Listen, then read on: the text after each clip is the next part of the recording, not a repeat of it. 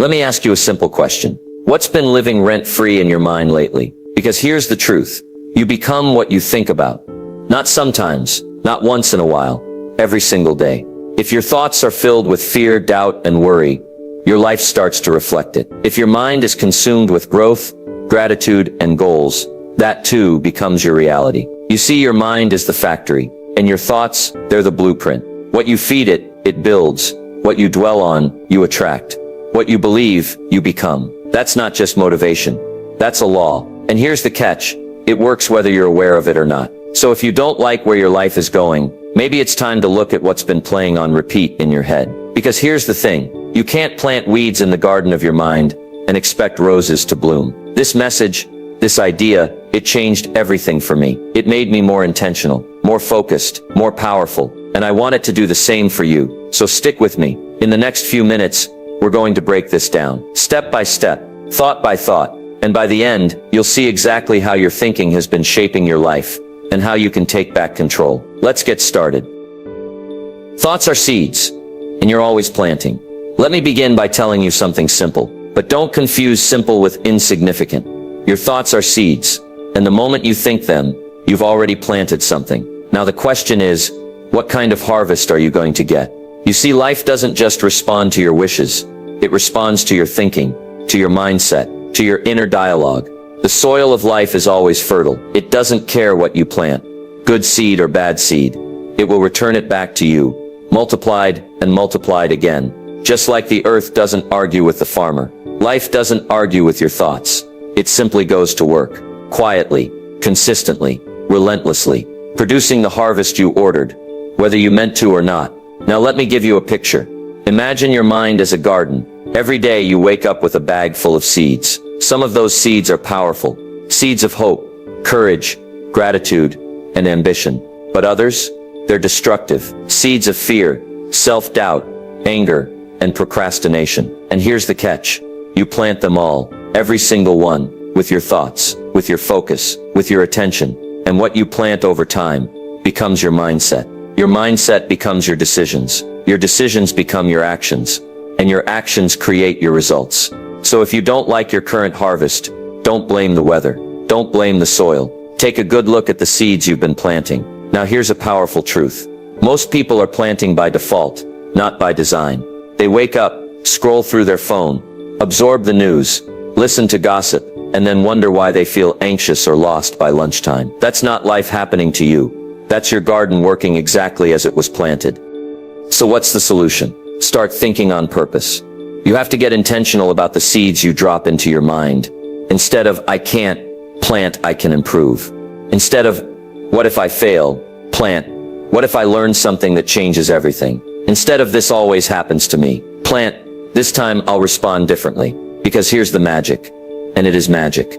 One small positive thought, planted and watered with repetition, can completely change the landscape of your life. Think about it. Just one idea, believed in, spoken out loud and acted upon, can start a chain reaction, a new habit, a new result, a new chapter.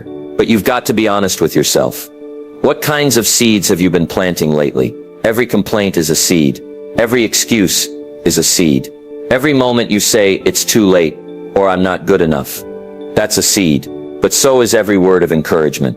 Every decision to try again, every act of discipline, every vision you hold in your mind of a better life, that's a seed too. So what's your garden going to look like a year from now?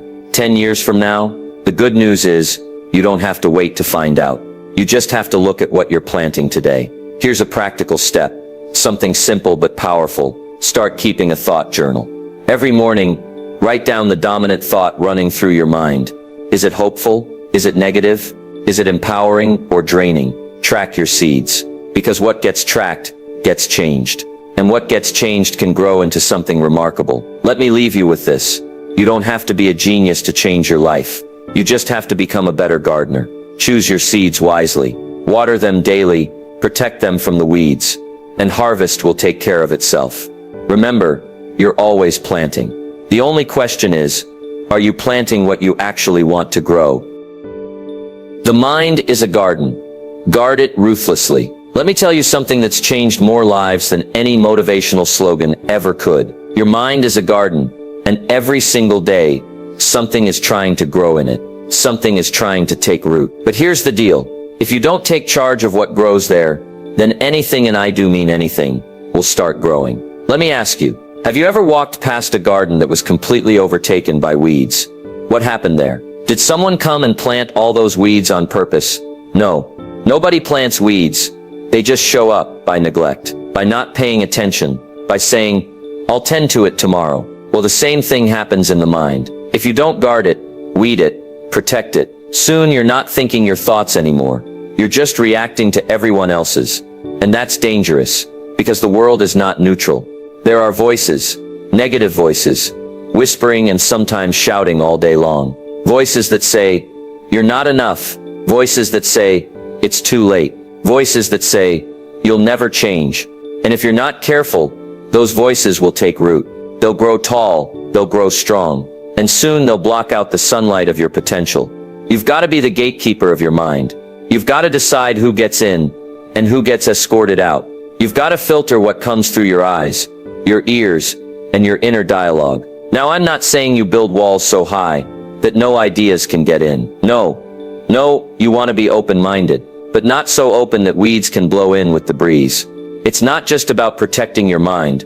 It's about curating it, feeding it, strengthening it. You've got to feed it ideas that stretch you, stories that inspire you, thoughts that lift you. Because here's what I've found. A strong mind becomes a strong life. A guarded mind becomes a guided life. And a clear mind becomes a creative life. Now let me give you some practical advice. If you're going to guard your mind, you need to build a few habits. 1. Control the first hour of your day. The first hour sets the tone for your entire day. If you fill it with junk, news headlines, social media comparison, chaos, you've already let the weeds in. Instead, start your day with intention. Read, reflect, write, visualize. Plant something good. 2. Audit your input. Ask yourself, is this helping me grow or holding me back? That TV show, that podcast, that conversation, what's it doing to your garden? If it's toxic, turn it off. If it's dull, cut it out. Be ruthless. It's your future at stake. 3. Choose your circle carefully. People are carriers. They carry energy, they carry ideas, and they carry influence. If you surround yourself with complainers, guess what you'll start planting? More complaints. Surround yourself with growers, with thinkers, with doers, and your garden will thrive. 4. Practice mental hygiene. Just like you brush your teeth and take a shower, your mind needs daily cleansing. Journaling clears out the clutter. Silence renews your focus. Gratitude resets your perspective. Remember, even a beautiful garden can turn wild if you ignore it. And here's what's remarkable. You don't need to have it all figured out. You just need to start pulling the weeds and planting better seeds. Day by day, thought by thought. Let me tell you what happens when you guard your garden. You begin to think more clearly. You make better decisions. You attract better people. And you create a life that reflects purpose, not just noise. That's the power of a well-tended mind. So let me ask you right now, what's growing in your garden? Be honest. Because honesty is the beginning of progress. And then make a decision, today, to guard it with everything you've got. Because your mind is the starting point of every achievement, every breakthrough, every transformation. You guard the mind and the rest of life follows. What you think about, you move toward. Now let me share a principle with you that has quietly shaped the lives of the successful for generations. You move toward what you think about, not what you wish for, not what you daydream about on a lazy afternoon, but what you think about, constantly, consistently, with emotional involvement.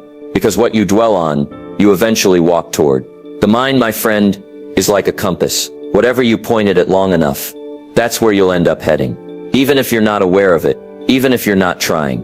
Let's say someone spends their days thinking, I'm always tired, I can't seem to catch a break. Nothing ever works for me. Guess what? Their actions begin to match that story. They walk slower, they try less, they expect failure, and eventually they find it. Now reverse that. Imagine someone who wakes up thinking, I'm improving, I'm learning, I'm building something meaningful. You'll see it in their posture, you'll hear it in their voice, you'll feel it in their momentum. Why? Because they're moving in the direction of their dominant thoughts.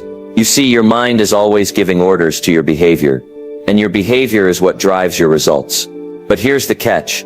Your thoughts don't have to be true to influence your direction. They just have to be repeated. Read that again.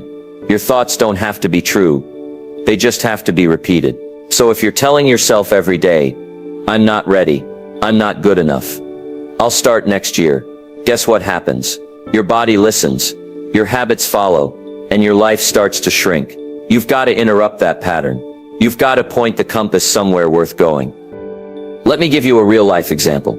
Years ago, I had a young man come up to me after a seminar. He said, Mr. Rohn, I want to be successful, but I feel stuck. I don't know what to do. I asked him, what do you think about most during the day?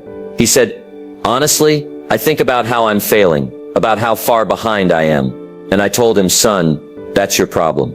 You're trying to run north, but your mind is pointed south. You can't get to where you want to go by constantly thinking about where you don't want to be. And you can't either. You've got to start thinking about what you want, not just what you fear. You've got to see the future in your mind before you ever hold it in your hands. Because the mind leads, and life follows. Here's a simple habit you can build starting today. Mental targeting. Every morning, take 5 minutes. Just 5. And think clearly about where you want to go. Not vaguely, not someday, but specifically. The kind of health you want, the kind of income you desire, the character you want to live out, the relationships you want to build, the kind of person you want to become. Hold those images in your mind. Feel them, speak them, write them down. Because when the mind sees something often enough, it starts to believe it's possible. And when belief shows up, action follows close behind. That's how success begins. Not with luck, not with genius, but with focus. What you think about, you begin to notice.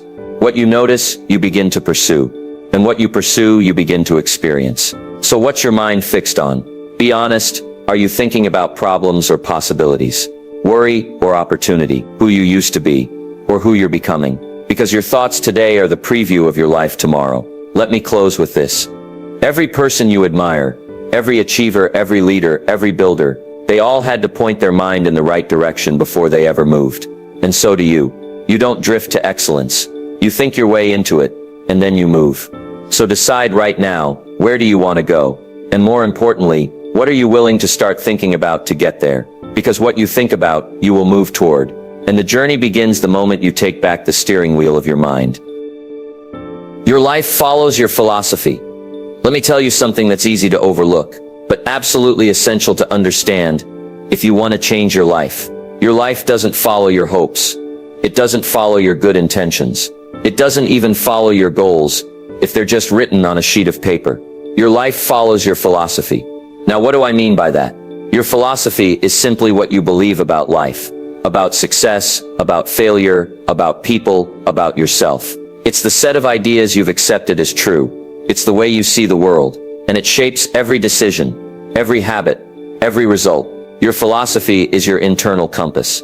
And whether you know it or not, it's been pointing you in a direction for years. Now here's what's important. You don't get what you want. You get what your philosophy allows. You can want wealth, but if your philosophy is money is the root of all evil, you'll sabotage yourself every time an opportunity shows up. You can want love, but if your philosophy is everyone leaves, you'll push people away without even realizing it. You can want success, but if your philosophy says people like me never make it, then guess what? You'll prove yourself right. That's the power of a hidden philosophy. It becomes a self-fulfilling prophecy. So if your life isn't what you want it to be right now, you don't need to look outside. You need to look within. You've got to examine the ideas you've been building your life around. And that's not always easy, because many of those beliefs were inherited from parents, from school, from culture, from past pain. You didn't choose them, but they're still running the show. Now the good news is this: you can change your philosophy. That's the beautiful part about being human. You're not a tree. You can move, you can grow, you can upgrade your thinking, but you have to do it on purpose. Let me give you some practical steps to begin. 1. Identify the results you're getting. The results don't lie. They're always the loudest messenger of your current philosophy. If your finances are a mess, there's a philosophy behind that. If your health is declining, there's a philosophy driving that too. If your relationships keep falling apart, same thing. Results reveal beliefs. So start there. 2. Ask, what must I believe to keep creating this? This is a powerful question. It cuts through the noise and gets right to the root. You'll uncover beliefs like, I'm not worth it. Hard work never pays off. People can't be trusted. And once you see it, you can change it. 3. Replace weak beliefs with empowering truths. Here's the rule. Don't just remove a bad philosophy. Replace it with a better one. I'm not worth it becomes I'm valuable. And growth is my responsibility. Success is for other people becomes success is earned, and I'm willing to earn it. Write your new philosophy down. Say it daily. Live it consistently. 4. Build a philosophy that serves your future. Ask yourself this. If I keep thinking the way I'm thinking now, will it take me to the life I want?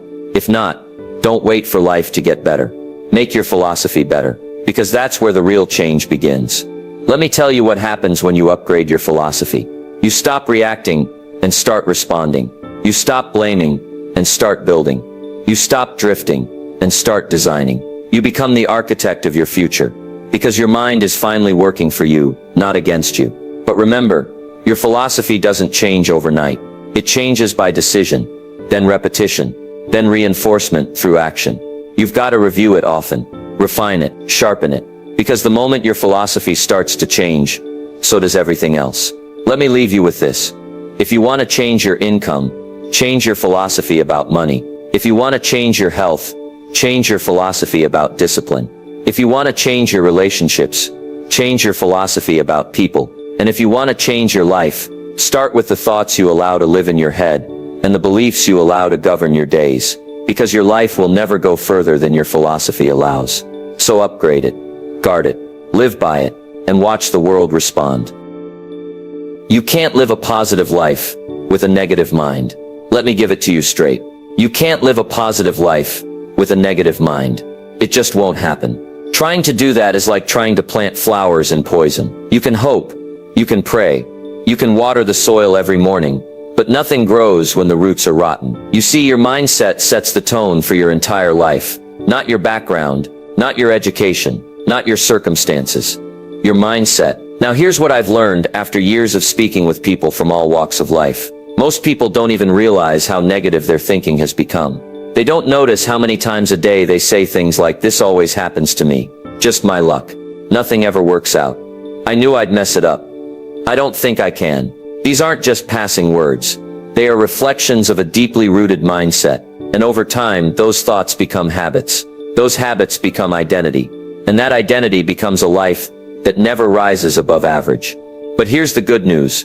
The mind can change. And when your mind changes, your life starts to follow. Let me show you how negativity shows up. In your words, you speak doubt, not confidence. In your body language, you slouch, you sigh, you hesitate. In your habits, you procrastinate, you give up early, you sabotage your momentum. In your relationships, you expect the worst, you assume the worst, you attract the worst. And all of it, starts with your thinking. You can't talk failure and expect success. You can't dwell on limitations and walk into freedom. You can't replay rejection in your mind and expect to feel confident when opportunity knocks.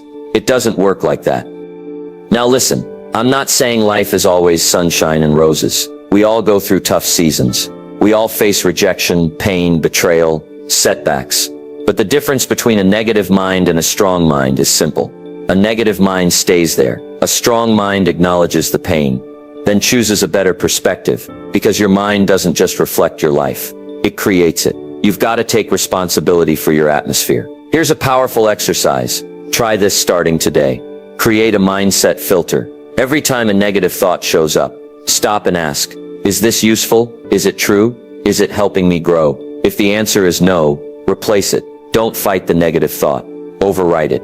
You don't have to wrestle with the dark if you just turn on the light. Let me give you a few replacements for common negative thoughts. Instead of I'll never figure this out, say every expert was once a beginner. Instead of I'm so behind, say I'm right on time for my journey. Instead of I always fail, say every failure has something to teach me. Instead of I'm not good enough, say I'm learning, I'm growing, and I'm not done yet. You don't have to be perfect. You just have to be intentional.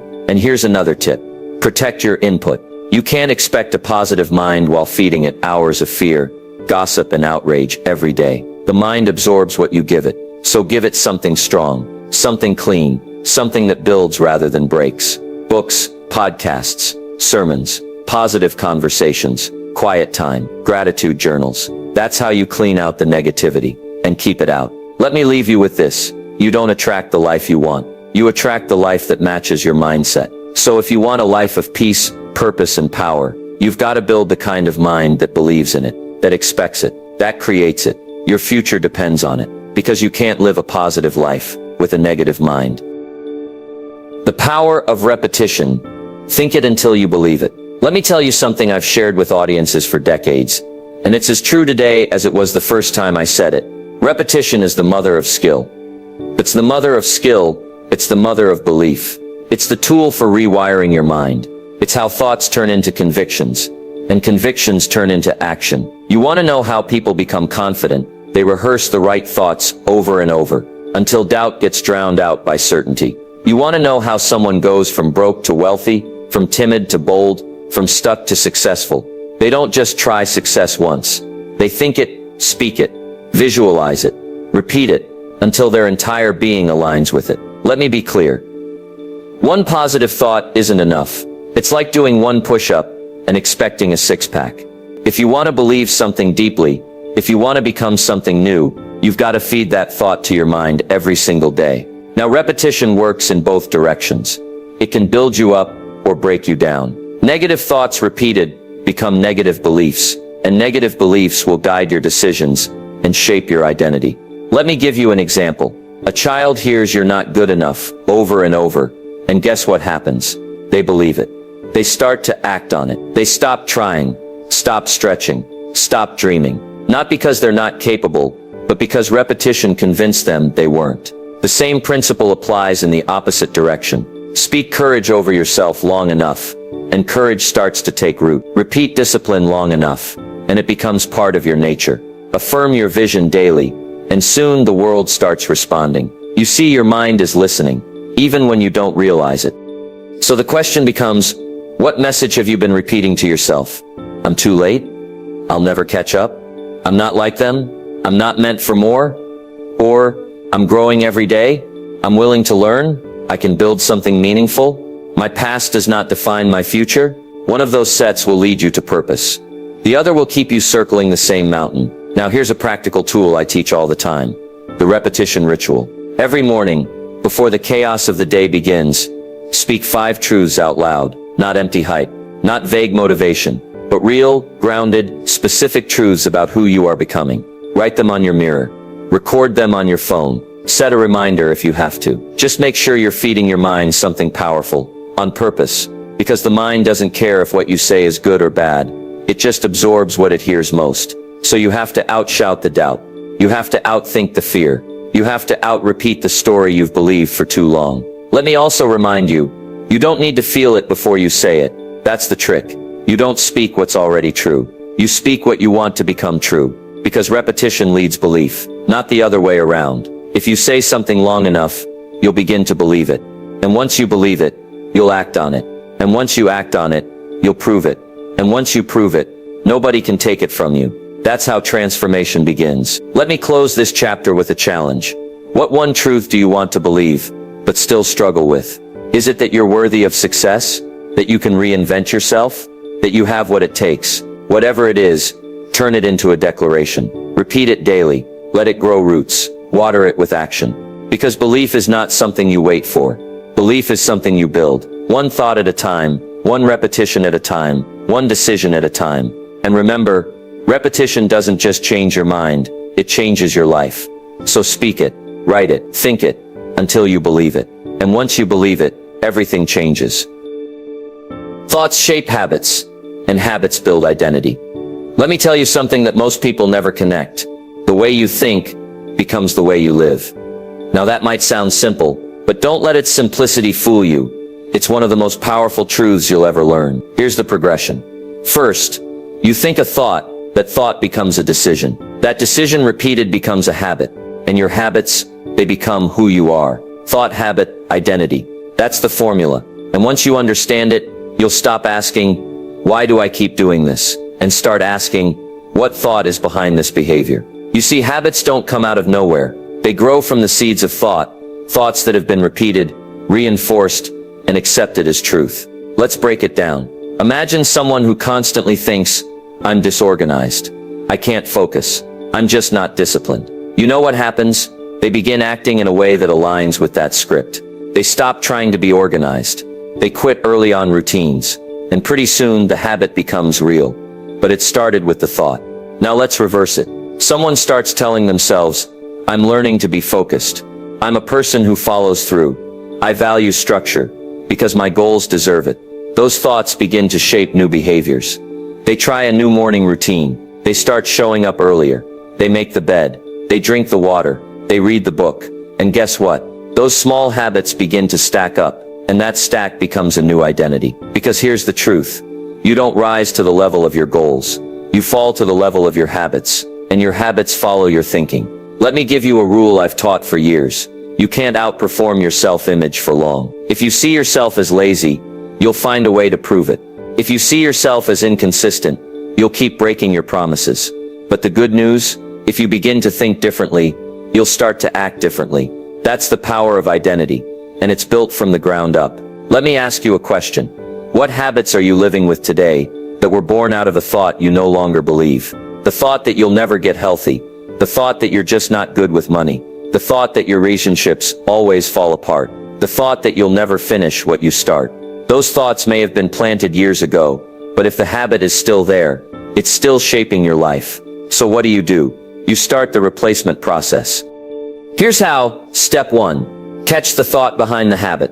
Ask yourself, what am I believing right before I give up? Before I avoid? Before I scroll, snooze, or stress? Step 2. Name the habit it created. Maybe it's procrastination. Maybe it's isolation. Maybe it's overeating, overspending, overreacting. Step 3. Choose a new thought and attach it to a new habit. I'm someone who keeps promises to myself. I do hard things daily because I'm building something. I follow through because my future is worth it. Step 4. Rehearse the identity until it feels real. Say it, write it, visualize it, and take one small action a day that proves it's true. Because here's what happens. Each time you act in alignment with a better thought, you're casting a vote for a new identity. Let me tell you something else. You don't have to believe it fully at the beginning. You just have to believe it enough to take action. And action is what starts the change. You're not stuck with the habits you've got. You're not trapped in an identity you didn't consciously choose. You are one new thought away from a new habit, and one new habit away from becoming someone new. Let me leave you with this. Don't just change your behavior. Change the thought that led to it. Because when you change your thinking, you build new habits. And when you build new habits, you change who you are. And when your identity changes, your whole life rises to match it. So start thinking like the person you want to become. Start doing what that version of you would do. And soon you'll wake up one day and realize you've become that person. Association magnifies thought. Let me share a principle with you that could change your direction almost overnight. Your associations magnify your thoughts. They amplify them. They reinforce them. They make them louder, stronger, and harder to ignore. That's right. Who you spend time with determines what you start to believe. And what you believe shapes what you do. And what you do becomes your life. You see, we're all influenced. We can pretend we're not, but we are. Every conversation, every environment, every relationship is either feeding your dreams or draining them. It's either pushing you forward or pulling you back. So the question becomes, who's speaking into your thinking? Because if thoughts are seeds, then the people around you are the water, the sun, or the weeds. Let's be honest. Some people walk into your life and plant vision, faith, discipline. They challenge your excuses. They push you to aim higher. You leave their presence thinking clearer, standing taller, believing stronger. And then there are others. Some people, without even knowing it, infect your thinking with fear. They feed your doubt. They normalize mediocrity. They make it seem smart to stay small. But here's what I want you to understand.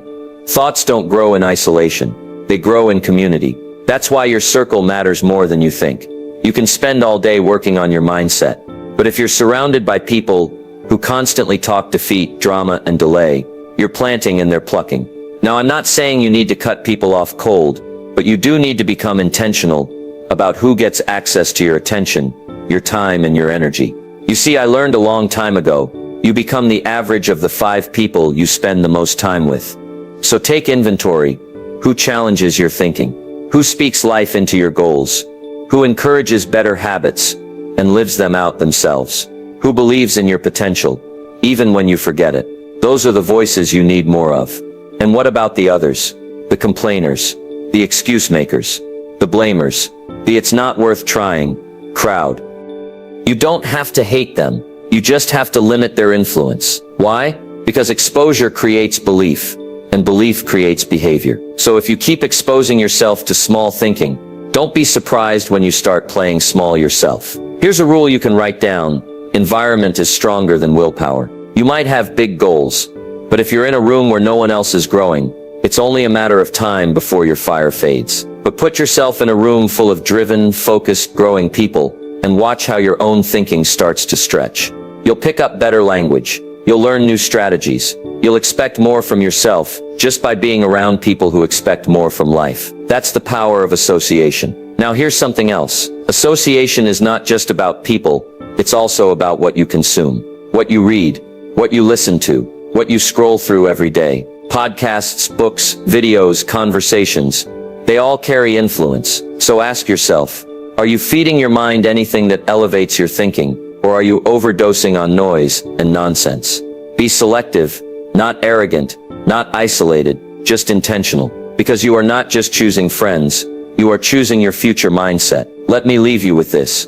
You don't grow in the wrong crowd. You don't think big when you're surrounded by small talk. You don't build confidence around constant criticism. So choose your circle with courage. Stand guard at the gates of your mind, and be bold enough to say, if it doesn't grow me, it can't stay. Because association does magnify thought, and thought shapes destiny. So surround yourself with people who make you better, and you'll think better, live better, and become someone extraordinary. You attract what you consistently dwell on. Here's something to remember for the rest of your life. You don't get what you want. You don't get what you hope for. You get what you consistently dwell on. That's the difference between wishful thinking and intentional living. Because here's the truth. The mind is a magnet, and your dominant thoughts, the ones you revisit over and over again, they begin to shape what you notice, what you believe is possible, and what you naturally move toward. In other words, your focus forms your future. Now, I'm not talking about magic. This isn't some mystical idea that you think about money and it rains down from the ceiling. No, this is cause and effect. This is how your attention controls your energy, and your energy drives your behavior. And your behavior creates your results. Let me show you how this works in real life. Have you ever noticed that when you get fixated on a problem, more problems seem to pop up? It's not because the world suddenly got worse. It's because your focus narrowed. You stopped seeing solutions. You stopped noticing opportunities. You started filtering your entire experience through the lens of what's wrong. But flip that around. Start dwelling on progress. Start focusing on growth. Start revisiting your goals with clarity and emotion. And suddenly doors begin to open. Ideas show up. People appear. Momentum builds. Why? Because your thoughts are pointing your life in a direction. And where your thoughts go, your life follows. Now here's something powerful. Whatever you dwell on, you start to expect. And what you expect, you prepare for. And what you prepare for, you tend to receive. Let's break that down. If you dwell on failure, you begin to expect failure. You walk into rooms guarded. You try new things half-hearted. You keep people at a distance.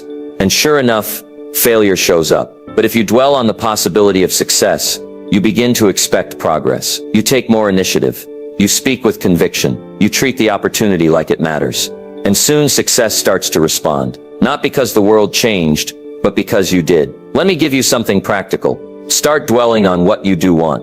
Every morning, take 5 minutes and rehearse the future you're building. See the version of yourself that's disciplined. See the lifestyle that reflects your values. See the relationships that bring peace and strength. See the work that makes you proud. And don't just see it, feel it. Because emotion strengthens attention. And attention repeated becomes belief. And belief backed by action becomes reality. Here's another key. Dwell doesn't mean visit. It means live there. It means come back to the thought. Nurture it. Speak it. Defend it. You can't dwell on fear for 6 days and hope that one motivational quote on Sunday fixes everything. Your focus must be consistent. Your mindset must be reinforced daily, because life responds to repetition, not random effort. And let me say this, if you've been attracting the wrong outcomes, that's not a failure. It's feedback. It's telling you what you've been focused on too much. It's showing you what's been living in your mental neighborhood rent-free.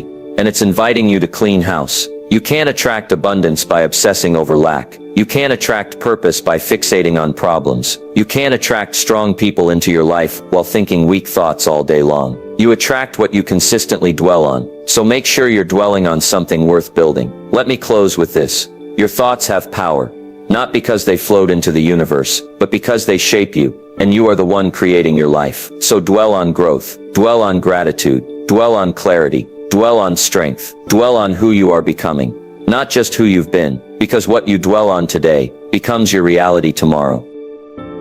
Think in terms of becoming, not just having. Let me say something that might stop you in your tracks.